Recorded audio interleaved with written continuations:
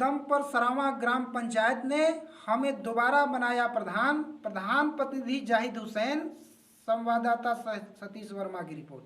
नमस्कार, हम पहुंच चुके हैं ग्राम पंचायत सरावां बड़ा गांव ब्लॉक वाराणसी के अंतर्गत, जहां पर जनता का भरोसा दूसरी बार गुलशन बेगम के ऊपर आया है।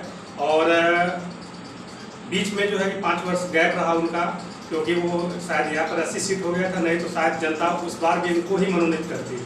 तो इस संबंध में जो है कि गांव के विकास के संबंध में हम बात करेंगे उनके प्रतिनिधि जाहिद हुसैन जी से, और जानेंगे कि सरावां ग्राम पंचायत में उन्होंने जो पिछले साल अपने विकास की धारा को रोका था, जो 5 वर्ष नहीं कर पाए काम, आने वाले 5 वर्ष में फिर उनको ग्राम पंचायत का प्रतिनिधित्व करने का मौका मिला है। तो किस तरह से क्या प्लानिंग होगी, क्या योजना होगी अपने ग्राम पंचायत को लेकर के, कैसे वो काम करेंगे, तो जा मिलते हैं कुछ समय बाद जाहिद हुसैन जी से।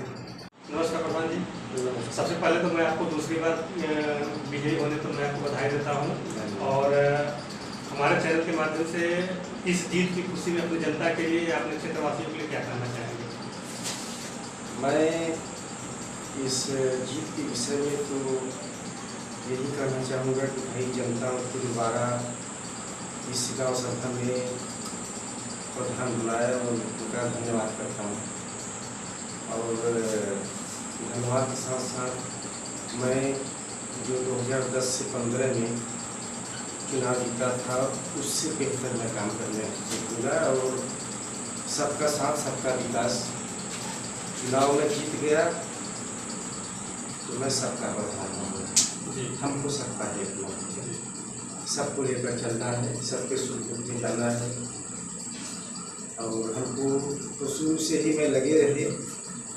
80 सीट हो गया, इसके बाद भी मैं घर से लेकर घाट तक जाता था, लोगों को सुख दुख में, हॉस्पिटल से लेकर, और लोगों को तेरही शादी में हमेशा मैं समय दिया, जिसका फल हमें दोबारा फिर प्रधान बने। जैसा कि प्रधान जी, आपका ये जो ग्राम पंचायत है वाराणसी के सबसे अंतिम छोर पे है, यहाँ से भदोही का क्षेत्र आ जाता है, तो हमें ये लग रहा है कि यहाँ पर विकास रोड के मामले में बहुत कम है।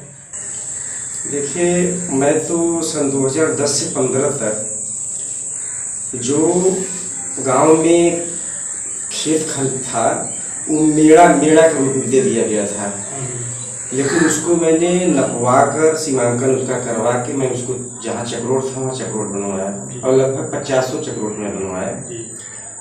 और मिला जुला कर ये है कि भाई यहाँ पर जैसे हमारा बनियान बस्ती है, क्योंकि गांव सभा से उतना धन उपलब्ध नहीं हो पाता है, इसलिए हम उसको करवा नहीं सकते हैं। वो यदि उसको विधायक लोग देखते हैं, विधायक के जरिए से बनता है ठीक है, नहीं तो मैं पाठ करके उसको बनवाऊंगा। और बाकी का भद्रकाली माँ का मंदिर है मेरे गांव सभा में, वहाँ पर जाने के लिए उसी रास्ते से लोग जाते हैं, जो कि बहुत क्षतिग्रस्त रास्ता है। पूरा प्रयास रहेगा कि वो बने। और एक रास्ता और इस साइड से हम उस बस्ती से, उसमें हम ज़्यादा जो है कि कोशिश करेंगे कि वो भी रास्ता पूरा खड़ंजा युक्त हो जाए। जैसा कि प्रधान जी, हम लोग जानते हैं कि बरसात आने पर हर ग्राम पंचायत की समस्या होती है सीवर और नाली, और हमारे लोगों को अगर नाली और सीवर की उचित व्यवस्था ना हो तो हमारे जो भी ग्राम पंचायत में रहने वाले व्यक्ति हैं उनको नाली गंदे पानी से गुजरना पड़ता है, और तमाम प्रकार की बीमारियों का सामना करना पड़ता है। तो ऐसी स्थिति आपके ग्राम पंचायत में बनी है, या यहाँ पर नाली और सीवर की प्रॉपर ढंग से जो है कार्य मरम्मत हो चुका है? देखिए, ऐसी समस्या तो मेरे गांव सभा के अंदर है, लेकिन जब मैं 2010 से 15 वाले कार्यकाल में मैं जो है कि एक बनियान बस्ती है, उस बस्ती में मैंने नाले का काम करवाया था। लगभग 5 बार में मैं उसको नदी तक पहुंचा दिया हूँ। मतलब नाला बहुत अच्छा बनवाया मैं, वो जाम हो गया। और जो प्रधान थे सरोज जी, मनोज प्रधान, वो उसको साफ सफाई नहीं करवा पाया, जिससे वो जाम हो गया है, और काफ़ी समस्या लोगों का सामना करना पड़ रहा है। जाम होने से पानी उसका सब सड़क पर हो जा रहा है। तो सबसे पहले तो हमको उसको करवाना है। भारत अभियान के तहत हमारे हर ग्राम पंचायत को अधिकार मिला है कि वो अपने घरों में शौचालय बनाए, जिसके लिए केंद्र सरकार द्वारा धनराशि भी उपलब्ध करवाई गई ग्राम पंचायतों को। तो सभी लोगों को ये एक सूचना दी गई कि लोग घरों में शौच करें, अपने शौचालय में शौच करें, बाहर शौच ना करें, जिससे बीमारियां न फैलें। तो आपका ग्राम पंचायत सरावां क्या शौच मुक्त बाहर से हो चुका है कि आज भी लोग जो है बाहर शौच करने के लिए विवश हैं? सभी लोगों का शौचालय बना है या नहीं बना है? देखिए, ये जो प्रधानमंत्री द्वारा स्वच्छ भारत मिशन शौचालय के लिए किया गया था, उसमें जहाँ पर प्रधान लोग एक्टिव हैं वहाँ तो वाकई में जो है कि मतलब लोग खेत खलिहान में नहीं जा रहे हैं। मेरे गांव सभा में तो प्रधान द्वारा जो मनोज स्वरूप जी थे वो मतलब कि जो शौचालय का कार्य कराए, हमको तो लगता है बहुत से कार्य पूर्ण नहीं हो पाए, जिससे कि ये समस्या बनी है कि जब शौचालय सही ढंग से बना ही नहीं तो लोग जो है खेत खलिहान में जा रहे हैं। लेकिन ये है कि जितना प्रतिशत पहले जाने का था अब उससे कम हो गया है। लेकिन आने वाले समय में मैं तो ये चाहूँगा, और जहाँ तक ये रहेगा कि मेरा यही अभियान रहेगा कि कोई आदमी खेत खलिहान में न जाए।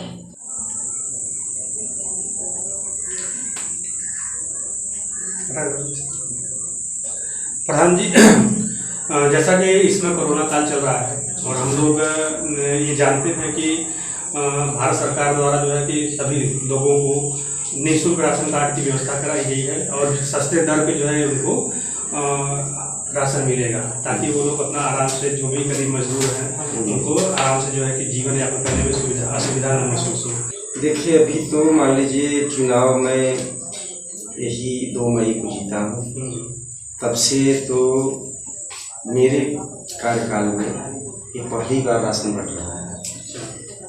तो मेरे घर पर जो भी राशन मेरे भाई लोगों को मिलता है तो मैं उनका रोक कर मैं जनता को उनका राशन मैं जनता को भिजवा रहा हूँ। और बाकी का जो कोटेदार हैं उनको मैं बोला हूँ कि भाई बहुत सारे ऐसे लोग हैं जो कि मतलब भरे पूजे हैं हर एक चीज़ से, तो 1 यूनिट हर एक लोगों का कम करके भाई गरीब लोगों को कम से कम 20 लोगों को मैं राशन वितरण करवाया, किसी को 10 किलो, किसी को 15 किलो, गरीबी लोगों का जिसका कि वाकई में राशन कार्ड नहीं बना है। प्रधान जी, आप पहले भी यहाँ प्रधान रह चुके हैं और इस समय फिर पुनः 5 साल के लिए हुए हैं। प्रधानमंत्री आवास योजना के तहत हर गरीब मजदूर या जिनके पास रहने के लिए घर नहीं है, जो आज भी कच्चे मकानों या झुग्गी झोपड़ियों में रहने के लिए विवश है, तो उनको आवास की व्यवस्था कराई जाती है। तो ऐसी अवस्था में आपके ग्राम पंचायत में अभी कितने लोग ऐसे हैं जिनके पास आवास की व्यवस्था नहीं हो पाई है और आज भी उनको जो है झुग्गी झोपड़ियों और कच्चे मकानों में रहने के लिए विवश हैं? देखिए, यहाँ पर तो मेरे गांव सभा में चूँकि जो है कि ये सबसे लास्ट छोर में है, जौनपुर और भदोही जिले के बॉर्डर पर। यहाँ पर विकास दर जो है कि सबसे लेट पहुँचता है और अधिकारी भी आने में लेट करते हैं कि बहुत दूर है। लेकिन यहाँ पर आने पर यहाँ की स्थिति देखेंगे तो यहाँ पर 80 बिरादरी बहुत ज़्यादा है मेरे यहाँ, जैसे चमार बिरादर हो गए, सरोज हो गए, मुसहर हैं। तो भाई ऐसे लोग तो अपना ज़िंदगी बिता देते हैं सिर्फ नहाने खाने में, कार्य में ही। तो उन लोगों को कहाँ पैसा है कि उन लोग मकान बनाया गया। ऐसे 200-250 लोग पाएंगे आप जो कि अभी खपड़ा मढ़ा में लगकर ज़िंदगी बिता रहे हैं।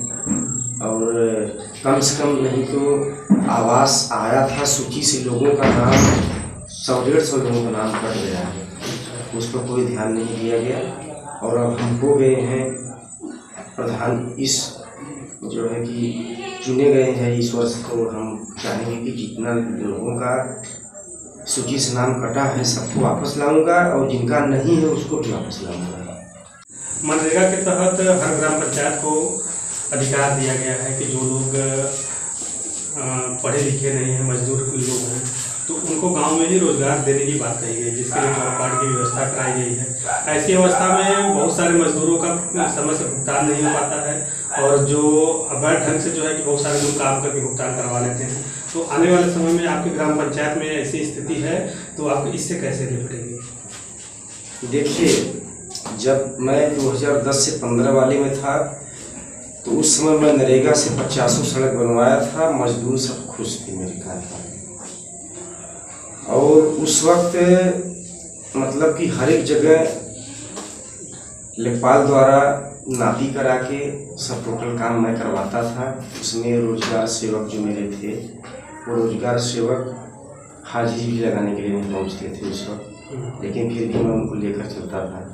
मेरा कार्यकाल ख़त्म जब हो गया तो जो मनोज प्रधान का कार्यकाल आया तो उनसे नरेगा से कोई मतलब नहीं था मनोज से, जबकि उनको चाहिए था कि रोजगार सेवक से मिलकर साथ में लेकर उनको चले।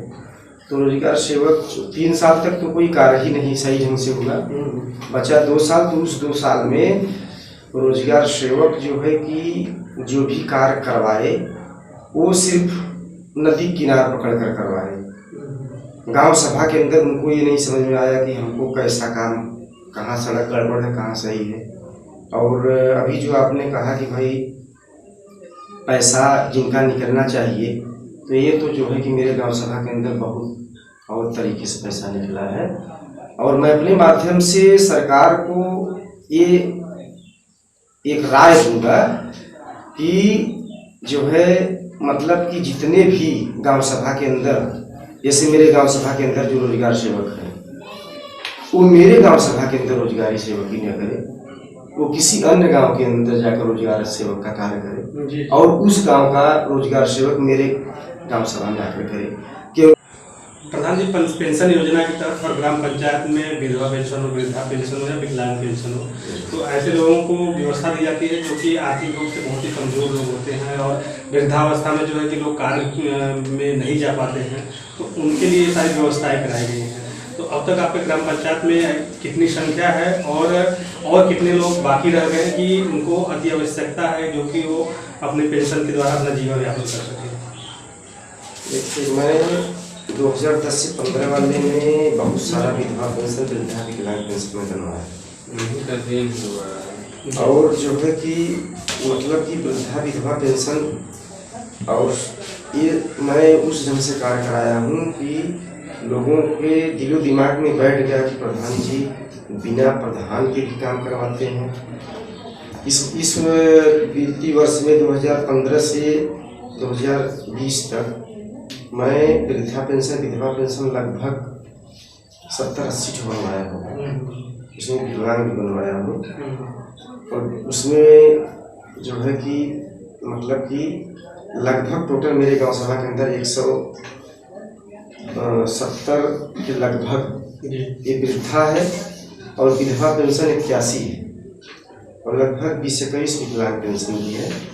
और हम समझते हैं कि अभी वृद्धा पेंशन लगभग 50 वृद्धा पेंशन बनना बाकी है और विधवा में मान लीजिए भाई वो जो भी 1 बाकी होगा। और विकलांग का मान लीजिए किसी का एज नहीं है तो यदि एज हो गया होगा तो 18 तक बनता है, यदि एज हो जाएगा तो उसमें 2-4-5 लोग और उनका हम बनवाएंगे। जैसा प्रधान जी, अब 5 वर्षों के लिए आपके ग्राम पंचायत ने आपको मुखिया चुन लिया है, प्रधान चुन लिया है, तो आने वाले इन 5 वर्षों में क्या आपकी योजना होगी कि ग्राम पंचायत को कुछ नया दे और क्या ऐसे कार्य हो रहे हैं ग्राम पंचायत में जो न हों और कहाँ पर क्या क्या आवश्यकता है, उसकी पूर्ति के लिए आपकी क्या योजना है और किस तरह से इस योजनाओं से आप निपटेंगे? देखिए, आने वाले समय में अपने कार्यकाल में जो है कि पहले जब मैं 2010 से 15 में मेरा कार्यकाल आया तो मेरे यहाँ जो है कि एक संगम बोला जाता है, वहाँ पर मैं शुरू में नरेगा से नक्शे में रास्ता नहीं था तो मैं सबसे हाथ जोड़कर किसी तरीके से उस संगम पर लाश जलाया जाता है। लाश तो रास्ता नहीं था लाश को ले जाने के लिए, सब पैदल भी जाना मुश्किल हो रहा था। तो मैं पहले मनरेगा से निकाल के आया, कम से कम 10-15 कड़ी के चक्रोट में वहाँ तक बनवाया और बनवाने के बाद फिर लास्ट टाइम में उस वक्त मुख्यमंत्री की तरफ से, अखिलेश यादव जी की तरफ से श्मशान घाट बनाने के लिए आया। तो मैंने प्रस्ताव पास करके भेजा, पैसा खाते में आया, वहाँ पर मैं श्मशान घाट का शुरुआत किया। और शुरुआत मतलब किया, और मैं करीब करीब आधा काम करवा भी चुका था, लेकिन लोग विरोध करने लगे। और विरोध करने का मुख्य कारण ये था कि मतलब यहाँ पर जो है कि एक श्मशान बन जाएगा तो एक मुस्लिम का नाम दे दिया जाएगा। मतलब कुछ लोग राजनीति किए, तो फिर मैं अधूरा उस काम को छोड़ दिया। वहाँ पर बहुत सारी समस्याएं मेरे सामने आई। मैं वहाँ पर एसडीएम साहब आए, राजेश सिंह करके एक एसडीएम थे, और एसओ साहब सब थे। लगभग 200-400 जनताओं के बीच में हमें वहाँ बुलाया गया। मैं गया, हमसे एसडीएम साहब बोले भाई यहाँ क्या समस्या है? बोला सर श्मशान घाट बनने के लिए आए मेरे गांव सभा के अंदर, जमीन जितना चाहिए उतना है नहीं, बगल में किसान लोग हैं, देंगे तो बनेगा, नहीं देंगे तो यहाँ से 200 मीटर की दूरी पर मेरी जमीन है गांव सभा की, लगभग 3 बीघा, उसमें बनेगा। तो यही कार्य मैं करना चाहता था, लोग नहीं करने दे रहे, न यहाँ करने दे रहे, न वहाँ करने दे रहे। तो किसी तरीके से जो है कि वहाँ पर एक किसान ने बोला कि भाई चलिए मैं दे रहा हूँ, मौखिक रूप से। फिर जब मुझको मिल गया, ज़मीन ट्रांसफ़र हो गई, तो फिर वहाँ पर मैं जो है कि अपना बनवाना शुरू किया।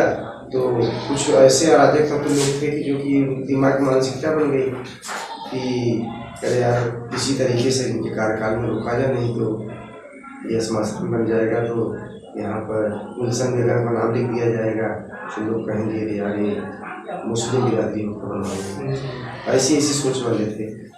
तो अब वो तो बन गया। इसके बाद कुछ उसका मतलब टीन सेट वगैरह सब टूट फूट गया है, गेट टूट गया है, शौचालय का गेट टूट गया है, और उस पर प्रधान कोई ध्यान नहीं दिए, जो पहले प्रधान थे सरोज जी। तो इस तरह दैनिक है, लाइट भी नहीं पहुंची वहाँ तक, खर्चा काम आधा हुआ है, उसको मैं पूरा करूँगा, लाइट पहुँचाऊँगा, और जो काम टूटा फूटा है सब उसको कंप्लीट करूँगा।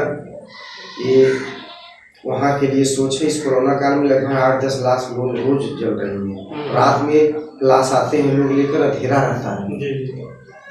तो सबसे पहले मैंने एसडीएम से बात किया, तो बोले प्रधान जी किसी तरीके से अभी लाइट का व्यवस्था आप कर लो, बाद में किया जाएगा। तो हम तो चाहेंगे कि भाई प्रशासन या सरकार के माध्यम से वहाँ पर खंभा लगे और लाइट की व्यवस्था भी हो जाए। अब लाशें वहाँ पर जल रही हैं। और फिर वहाँ से अब चले आइए इस तरफ, मेरे भद्रकाली मंदिर है। भद्रकाली मंदिर में हर एक शनिवार को लगभग, मतलब ये तो कोरोना काल में अभी तो भाई लोग नहीं दर्शन करने जा रहे हैं, 5 लोगों से ज़्यादा अलाउ नहीं है। फिर भी जो है कि अपना वहाँ पर जो है एक ठाकुर हैं गोविंद सिंह करके, वो जो है कि अपना किसी तरीके से लोगों का 4-6-10 लोग आ जाते हैं, दर्शन अपना करा देते हैं, लेकिन गेट नहीं खुलते हैं। फिर भी ये है कि इसके पहले जितना पैसा मंदिर के अंदर आता है, यदि उस पैसे में से मतलब यह है कि 50% यदि मंदिर का काम कराया जाए, तो समझ लीजिए कि बहुत जगह हम गए हैं। यही नज़दीक में कालिका धाम गया हूँ, मैं बहुत खुश हुआ। वहाँ का जो महंत है, मैं अंदर जब गया तो इतना बढ़िया जो है कि मंदिर संगमरमर से बना है, पूरा जमीन वगैरह, मैं बहुत खुश हुआ। मुझको बहुत दुख हुआ।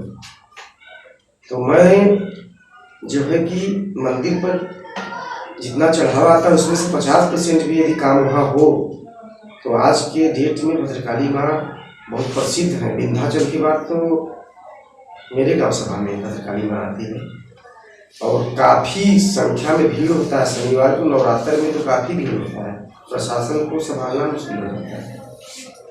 तो हम यही कहेंगे कि मेरा ये सोच है कि माँ भद्रकाली मंदिर को मैं ऐसा बनाऊं कि पहुँचने तो लोग सोचे कि भाई सरावा गाँव के अंदर भद्रकाली मंदिर में ऐसी व्यवस्था वहाँ के ग्राम प्रधान द्वारा लग कर कराया गया कि बहुत अच्छा मैं एक मुस्लिम प्रधान जरूर हूँ, लेकिन मेरा लगाव ज़्यादा हिंदू समाज में है। कभी तो मैं 2700 हिंदू भाइयों में और 300 मुसलमानों में 2 बार प्रधान चुना गया। बहुत अच्छा लगा आपसे बात करके प्रधान जी, और मैं अपनी चैनल के माध्यम से ही अपनी जनता को कुछ संदेश दें, जो कि इस कोरोना काल में और आने वाले समय में वो लोग स्वच्छ और जीवन अपना व्यतीत कर सकें। देखिए, मैं अपने जनता से और पूरे ऑल इंडिया जनता से, पहले तो मैं अपने गांव सभा सरावा की जनता से कोरोना काल में ये कहूँगा कि कोरोना से बचने के लिए सबसे अच्छा तरीका है कि वो ज़्यादा से ज़्यादा अपने घर में व्यतीत करें, बाहर ज़्यादा न निकलें और मास्क का प्रयोग करें। और इसके साथ साथ ये है कि जो दवा वितरण सरकार के द्वारा हो रहा है, मेरे गांव सभा में SDM साहब आए थे, दवा वितरण हुआ, तो उस दवा का भी सेवन करें। दवा काफ़ी अच्छा है। और ये है कि मतलब इंजेक्शन भी 60 साल से लेकर 40 साल 18 साल तक लोगों को लगने जा रहा है, तो उसमें भी मतलब इंजेक्शन लगवाने से कोई पीछे ना हटे, इसलिए कि वो एक टीका है एक तरीके से कोरोना को ख़त्म करने के लिए। तो हम अपने माध्यम से ही कहेंगे कि पूरी जनता मेरे गांव सभा की इंजेक्शन ही लगाए, और उसमें बेहिचक कोई डर नहीं है, उसको लगवाना जरूरी है। और इसी चंद शब्दों के साथ मैं अपने गांव सभा की जनता को भाई बहुत बहुत बधाई धन्यवाद करूंगा कि वो हमको दोबारा इस गांव सभा में जो है कि चुने, जिसके लिए बहुत बहुत धन्यवाद। अभी हमारे बीच में थे ग्राम पंचायत सरावा के प्रधान प्रतिनिधि जाहिद हुसैन जी, और फिर मिलते हैं किसी अन्य प्रधान से, जानेंगे उनके सपनों के बारे में कि वे ग्राम पंचायत के लिए क्या करने वाले 5 साल के अंदर। और तब तक के लिए हम आपसे विदा लेते हैं। नमस्कार।